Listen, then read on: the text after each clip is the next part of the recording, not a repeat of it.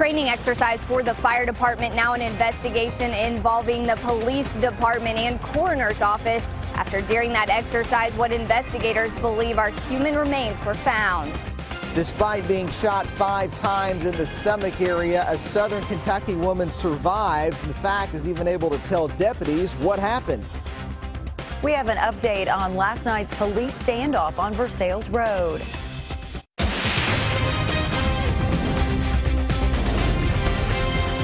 This is WKYT News at 5. Investigators have been searching the Kentucky River all day after officials found possible human remains over the weekend. And we just learned more bones have been found there today. Investigators found the remains near the Valley View Ferry on Tates Creek Road on the Fayette-Madison County line while removing cars from the river. WKYT's Hillary Thornton has been tracking this case all day. It's our top story at 5.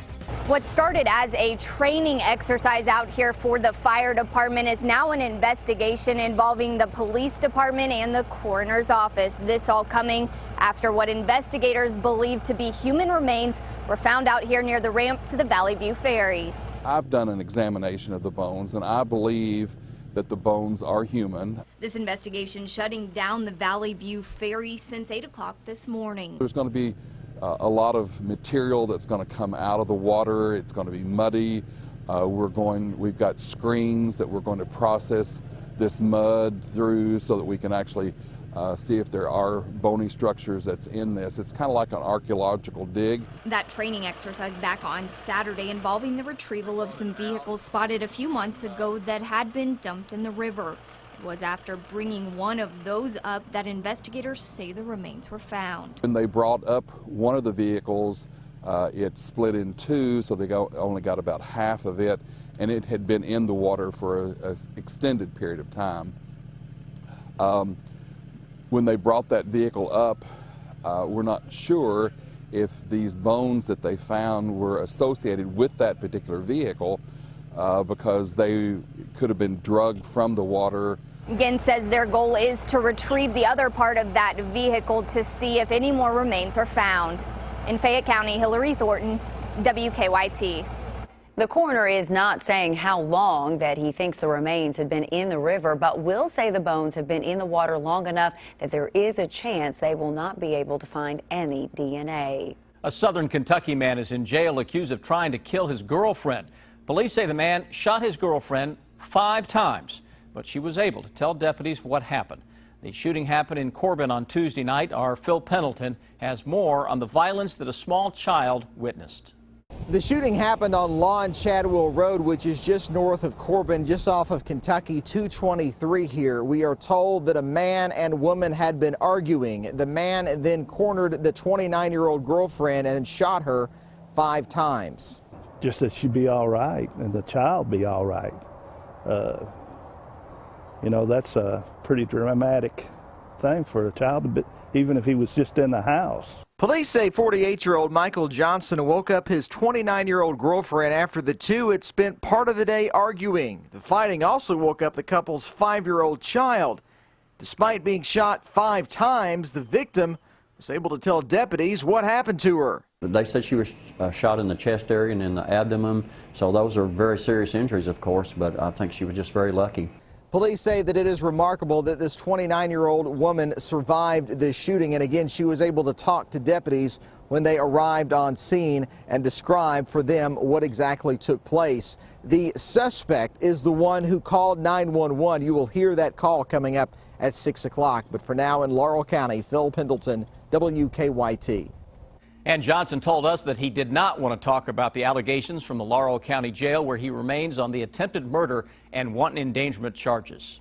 We've had a beautiful day today, but some changes tonight and tomorrow will give us a small chance for maybe some showers. WKYT Chief Meteorologist Chris Bailey is tracking it all for you on the First Alert Defender Network. Yeah, we've noticed just a little change out there over the past half hour or so into central Kentucky with some clouds that are increasing, and that's ahead of our cold front that will arrive into the day tomorrow. Very windy, and if anything, those winds are going to increase tonight. Look at this sky cam and look at the trees here in our WKYT weather garden. Those gusty winds are really knocking some of those fall colors down very, very quickly. I've noticed the trees are losing a lot of leaves So soak up whatever fall color you got over the next couple of days. Those winds are going to do a number on the trees. Upper 60s north, mid and upper 70s across the rest of central and eastern Kentucky as that warm front is now surging its way on through the area. Cloud cover on the southwestern horizon thickening up. That's ahead of a cold front. Look at the lightning strikes west of Indy, east of St. Louis. That's just ahead of our front. And yeah, you can hear a little rumble of thunder late tonight into tomorrow with a gusty shower thunderstorm being pushed by a cold front. But a lot of that chilly air is going to work almost due east as opposed to diving in from the north. And look closely. While it's near 80 into southern Kentucky, right now into Michigan, it is snowing. We're not talking about anything like that, but a seasonal brand of cool air for the next couple of days. Then the thermometers go right back up. Halloween forecast coming your way in about 5 minutes. Thank you, Chris. We have learned the name of the woman involved in a standoff last night with Lexington police. Police say that Robin Holbert faces several charges, including fleeing and evading police and wanton endangerment. Police say the standoff began after Holbert pulled a gun on them during a traffic stop on Versailles Road. Police were forced to close Versailles Road as a precaution. After several hours, Holbert did surrender and the standoff ended peacefully. Holbert entered a not guilty plea in court today. Her preliminary hearing is set for next week. The trial continues today for a former University of Cincinnati police officer who's accused of murdering an unarmed black man during a traffic stop. Ray Tenzing is charged with murder and voluntary manslaughter in the shooting death of 43-year-old Sam DuBose. And today, a judge heard arguments over efforts to use DuBose's former medical and conviction records. Defense attorneys say Tenzing feared for his life, and the record of DuBose's convictions are mostly traffic violations and marijuana-related offenses, as well as his medical records could be important to the jury's understanding of the case. Prosecutors say the records are clearly irrelevant. A man accused of murdering an eastern Kentucky man pled not guilty today. Our county-by-county coverage begins in Boyd County. Yesterday, police say they found 21-year-old Justin Reeder dead in Lawrence County, Ohio, more than a week after his family reported him missing in Ashland. They've charged Jacob Lane with murder. Lane was in court today where he entered a not guilty plea. Police say Lane admitted to them that he shot Reeder the night of October 16th. A judge set his bond at $100,000. Lane will be back in court on November 3rd for a preliminary hearing. Police in Breathitt County are looking for a car after an incident at a Walmart last night. Police say someone spilled white paint in the parking lot, then drove through it, leaving paint tracks all over the parking lot. Jackson police are asking for help identifying this car. They're not sure if it was an accident or a prank. Hotel guests had to be evacuated after a 2-alarm fire was reported at a popular hotel in Nashville this afternoon. The fire was reported at the Gaylord Opryland Hotel a little before noon. The firefighters say the fire started on a stovetop in a restaurant. Heavy smoke could be seen pouring from that building at one point. Officials are still surveying the damage to the restaurant, but say while there was heavy smoke, water damage was at a minimum. There are just 13 days left until Election Day, but that's when whoever wins has to get down to the real work at hand. Craig Boswell's in Washington, D.C. with what the candidates need to do to heal the wounds from a very tough campaign. Donald Trump cut the ribbon at his new luxury hotel in Washington, D.C.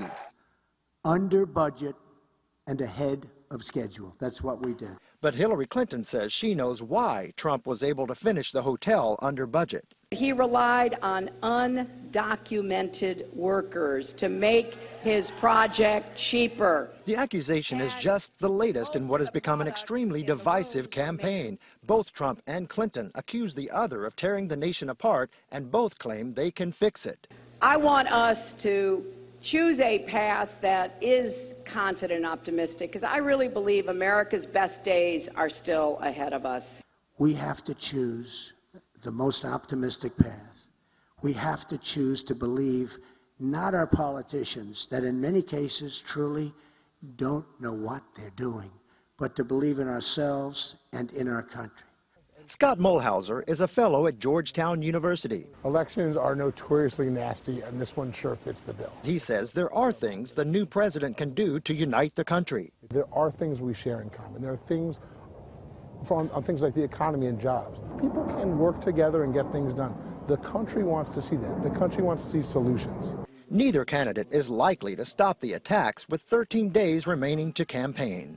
Craig Boswell, CBS News, Washington. And one thing most Americans do agree about, it's their dislike for both those candidates. The Real Clear Politics average of polls shows that 53% of Americans surveyed have an unfavorable view of Hillary Clinton. Donald Trump has even lower ratings. He's currently at a 60% unfavorable rating. State road workers spent the afternoon in Moorhead making preparations for the upcoming winter. We'll tell you, I'll let you know how bad it could be coming up in 10 minutes. Aspirin can cut down the risk of having a heart attack, but only if you follow your doctor's recommendations. We'll have more later in our Better Living report. Your hour-by-hour forecast with Chief Meteorologist Chris Bailey. Gusty winds continue to crank up out there, and that's a sign of a very windy period that is ahead of us. It's also going to be a period that is mainly dominated by warmer than normal temperatures right on through the first several days of November as it stands now. Basically, it's more of the same.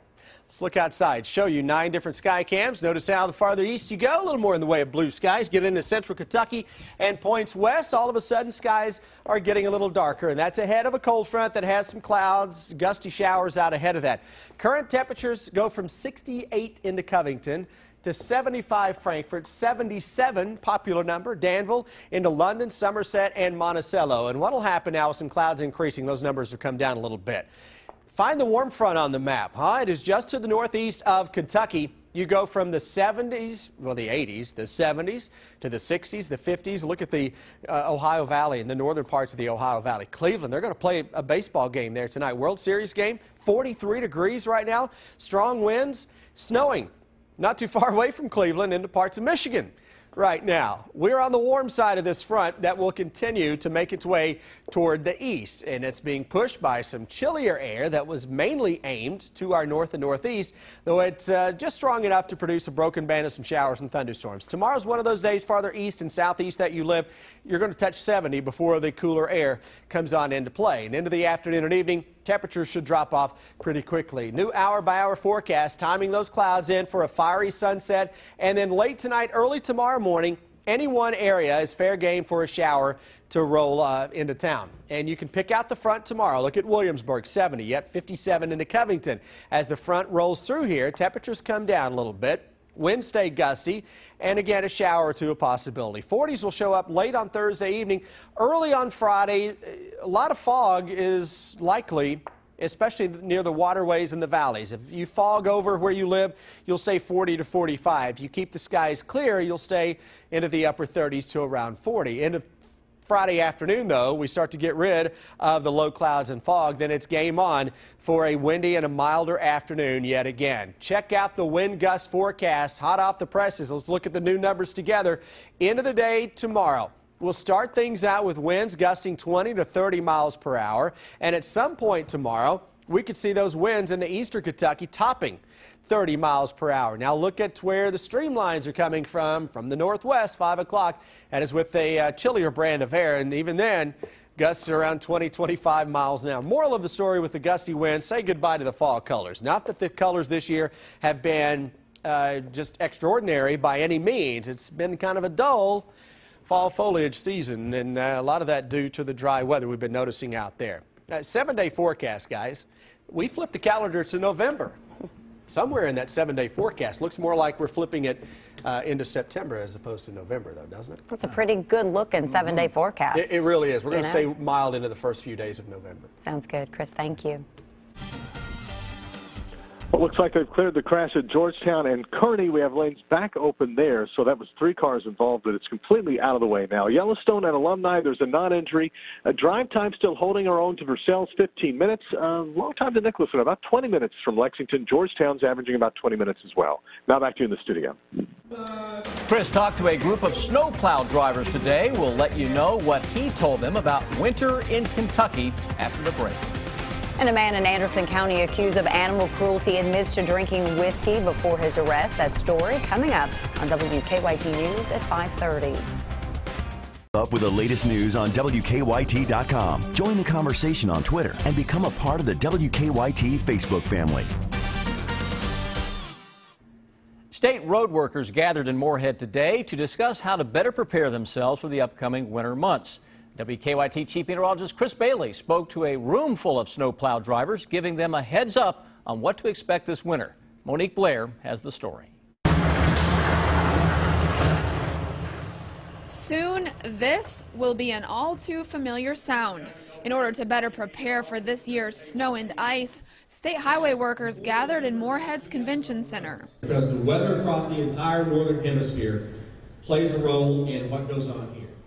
Our chief meteorologist, Chris Bailey, is giving these highway maintenance workers a sneak peek on this year's snow predictions and the impact it will have on our roads. So you have more snow across the northern hemisphere than you should normally have right now. For this group, this is like a crash course in Kentucky weather.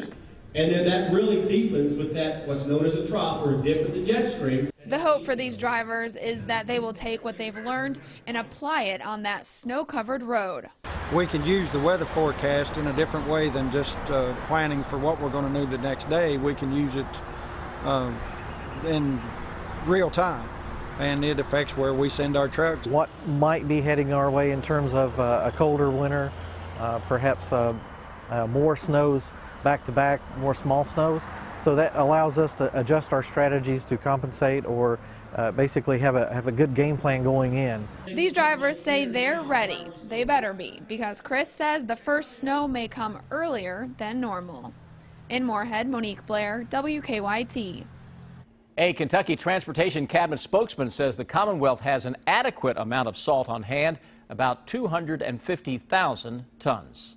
U.S. Defense Secretary Ash Carter says he is suspending all efforts to collect reimbursement from some members of the California National Guard. This after veterans and their families were asked to pay back enlistment bonuses improperly awarded 10 years ago. The California National Guard has said it was required to try and recoup the wrongly awarded money. In a statement, Carter said some soldiers knew or should have known they were ineligible for benefits they were claiming, but many others did not. Carter didn't outline specifics, but said the Pentagon hopes to resolve all cases no later than July 1st of next year. The United Nations General Assembly has overwhelmingly adopted a resolution to ask the United States to end the embargo against Cuba. It is the first time the resolution was adopted without a dissenting vote. It's also the first time that the U.S. has abstained from voting on this resolution. Coming up at 5:30, surveillance video of a Franklin County robbery showing a woman with a gun robbing a convenience store. But police say that woman was actually a man in disguise. If you don't get your health insurance from your employer, you may need to be prepared for some sticker shock. We'll have the latest on Obamacare price increasing coming up in Better Living.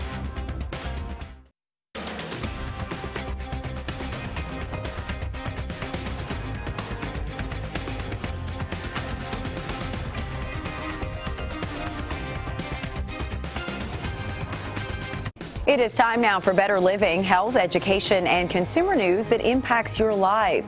While a record number of Americans are now benefiting from health insurance, a premium hike for Obamacare enrollees could be a tough pill to swallow. Mary Maloney has the latest on how the changes could impact you. As Obamacare and the healthcare.gov marketplace enter into their fourth year, some will experience sharp rate increases. People looking to sign up for the Affordable Care Act for 2017 will see premiums go up. According to a government report, some could see an average increase of 22% for the benchmark Silver plan next year, costing about $296 per month. After the announcement, both presidential candidates pounced. My first day in office, I'm going to ask Congress to put a bill on my desk getting rid of this disastrous law and replacing it with reforms that expand choice, freedom, affordability. You're going to have such great health care at a tiny fraction of the cost, and it's going to be so easy. The Clinton camp says while the Affordable Care Act is on the right path, there are some aspects that need improvement. Insurers on the government exchange say they are raising rates after losing money the first couple of years because of sicker than anticipated enrollees and not as many young, healthy customers. But the Department of Health and Human Services stresses most people will not feel the price hike. For the 11 million in the marketplace, 85% of those folks actually have the tax credits or the subsidies that help them, and those subsidies are designed to move as premiums move. So for those folks, they will be insulated from those changes. I'm Mary Maloney reporting. Open enrollment starts next Tuesday. Kentuckians who used Connect to enroll last year will be using healthcare.gov this year. If you have had one heart attack, there are ways to prevent a second one from happening. Each year, more than 500,000 Americans experience a first heart attack, and they join nearly 26 million adults who are at risk for having another heart attack. A doctor at Columbia University Medical Center says aspirin therapy is one way to help prevent future problems, but she acknowledges a daily aspirin is not for everyone. The challenge is that because of the side effects associated with aspirin, and that patients may not take it because either they're having a GI side effect, a stomach problem, or their fear of it, patients may not take it the way that we recommend it. Dr. Lori Mosca says there are now prescription aspirin therapies that may help. She suggests discussing all your options with your doctor before you start anything. Now, here's what's coming up for you at 5:30.